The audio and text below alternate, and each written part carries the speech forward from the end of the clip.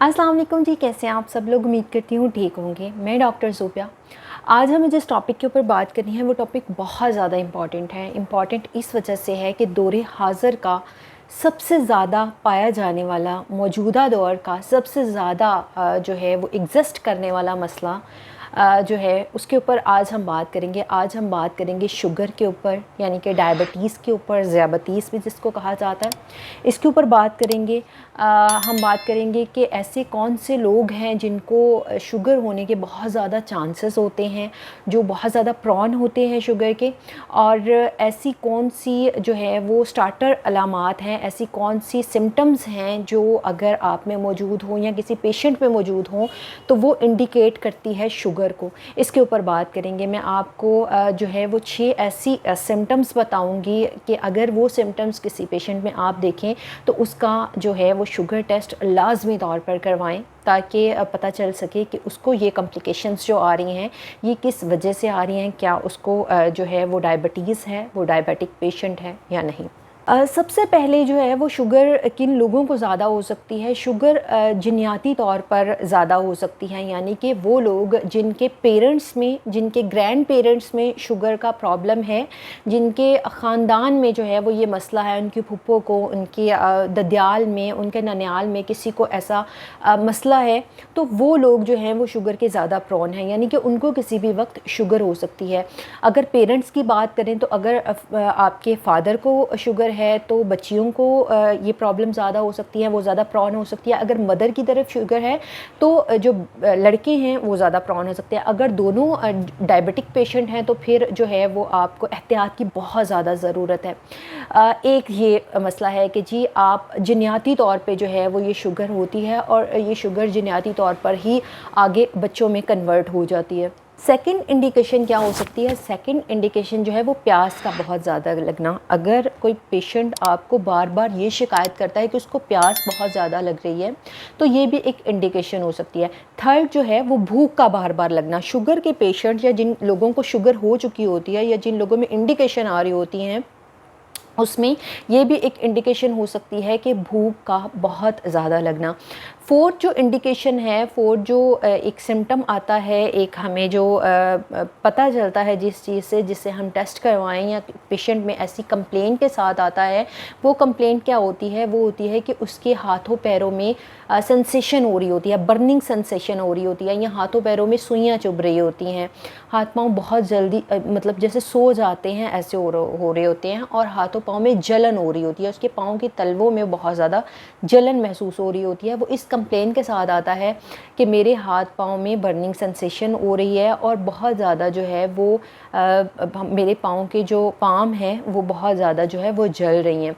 तो ये जो एक इंडिकेशन है ये भी शुगर की इंडिकेशन हो सकती है। अगर कोई पेशेंट आपके पास इस कंप्लेन के साथ आता है तो भी बहुत ज़रूरी है कि आप उसका जो है वो शुगर टेस्ट लाजमी तौर पर करवाएं।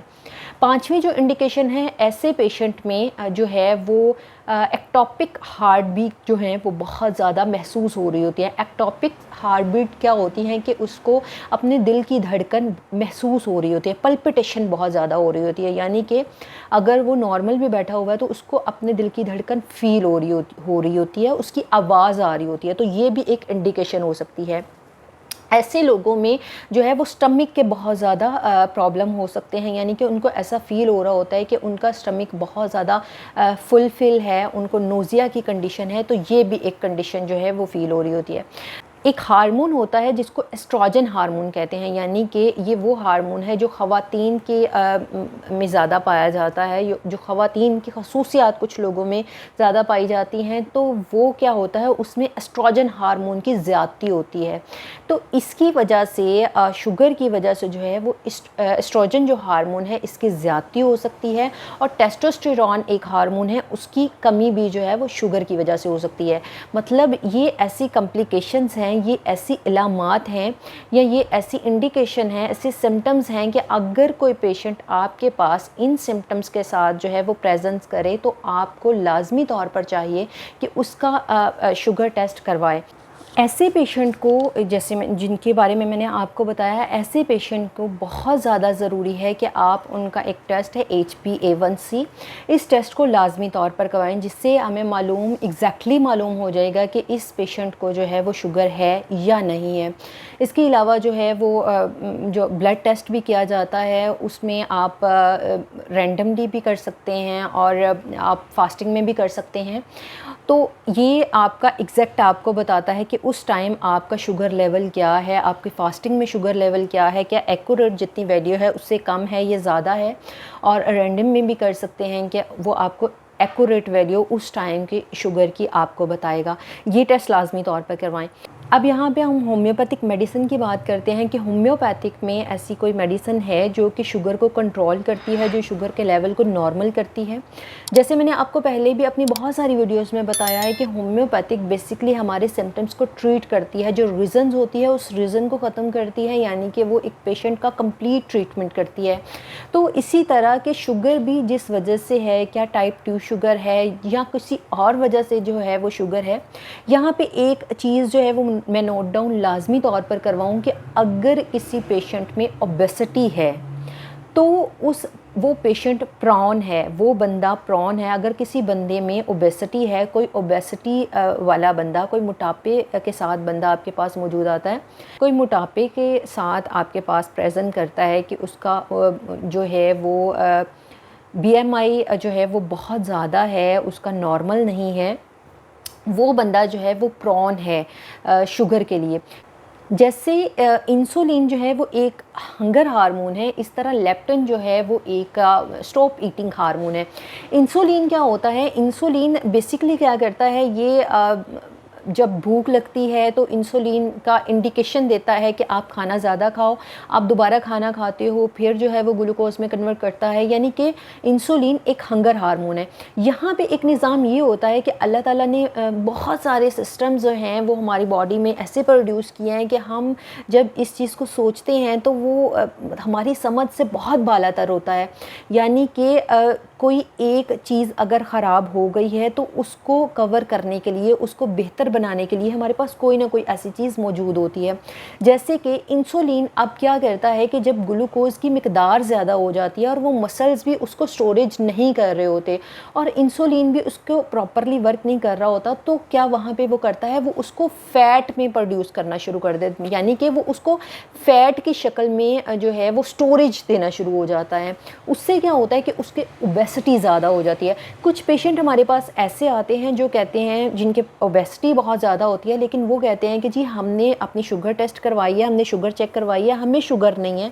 तो वहाँ पे क्या होता है, वहाँ पे ये होता है कि वो प्रॉन उसके लिए होते हैं, वो कार्बोहाइड्रेट की इनटेक बहुत ज़्यादा कर रहे होते हैं, लेकिन उनकी वो जो कार्बोहाइड्रेट है, जो ग्लूकोज बहुत ज़्यादा बन रही है, वो फ़ैट की सूरत में जो है वो स्टोर हो रही होती है।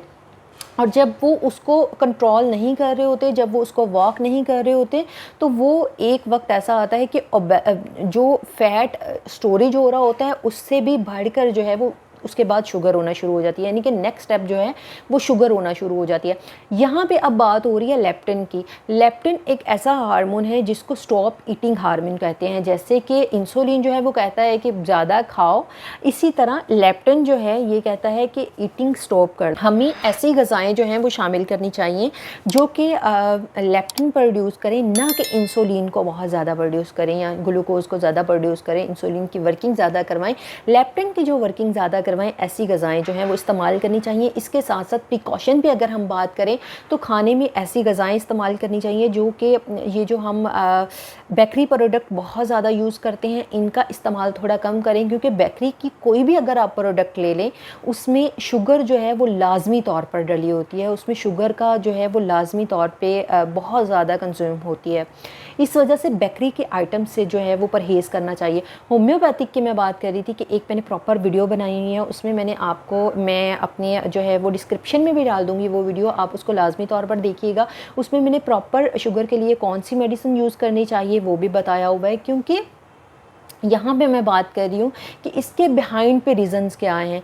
पेशेंट आपके पास जब भी आता है, जब भी आपको इस तरह का कोई इशू होता है, तो आप अपने कंसल्टेंट के पास जाते हो कि आपके पास आया, ऐसा कोई इशू आया है या नहीं आया। आपका कंसल्टेंट प्रॉपरली तौर पर जो है वो उसको डायग्नोज़ करता है और डायग्नोज़ करने के बाद उसकी मेडिसिन देता है। और अगर खुदा ना खास्ता ये जो मैंने सारी इंडिकेशंस आपको बताई हैं, इनमें से कोई इंडिकेशन आपके पास कोई पेशेंट आया उसमें ये इंडिकेशन मौजूद होती है, तो आप उसको ये प्रिकॉशंस करने का कह सकते हो। आप उसका ये टेस्ट करवा सकते हो और टेस्ट के बाद उसके बिहाइंड पे जो रीज़न होगी, क्या वो टाइप 2 का पेशेंट है या उसकी फैमिली हिस्ट्री में कोई जो है उसके पेरेंट्स में से किसको शुगर है, वो सारी हिस्ट्री लेकर आप उसको मेडिकेशन स्टार्ट करवा सकते हो। उम्मीद करती हूँ कि आज की वीडियो में मैंने आपसे जो बात शेयर की आपको उसकी समझ आ चुकी होगी। फिर भी अगर कोई बात हो, कोई क्वेश्चन आप मुझसे करना चाहते हो, वो आप कमेंट सेक्शन में ज़रूर पूछ सकते हैं। इसके साथ साथ जो है अगर आपको वीडियो पसंद आई तो चैनल को सब्सक्राइब लाजमी तौर पर कर दीजिएगा और बेल आइकन के बटन को दबा दीजिएगा, ताकि मेरी आने वाली जो नई वीडियो है वो आप तक ज़रूर पहुँचे। इंशाल्लाह जो है आपसे नेक्स्ट वीडियो में मुलाकात होगी। तब तक के लिए अल्लाह हाफ़िज़।